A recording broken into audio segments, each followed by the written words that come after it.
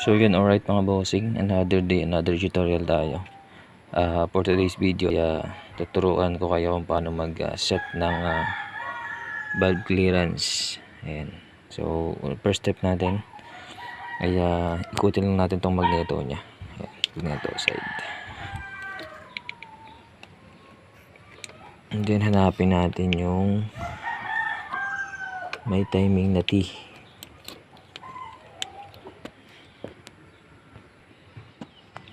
So yan, hanapin lang natin dito yung may mark na T. So yun kita nyo yun mga bossing, yun yung mark na T.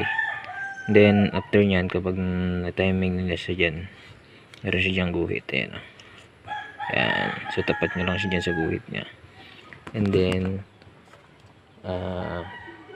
laruin nyo lang tong valve clearance kung umuuga na. Ayan. Kapag umuuga na siya, pwede nyo siyang i-timing na. Ayan. Pwede nyo siyang i-set yung kanyang valve clearance.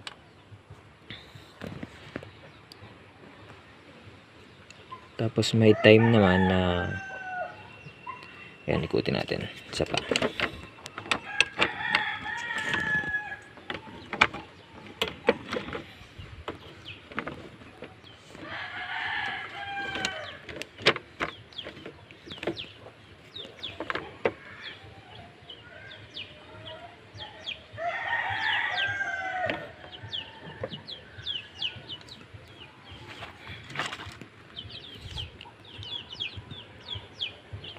So yan, may time na nakatapat siya sa T.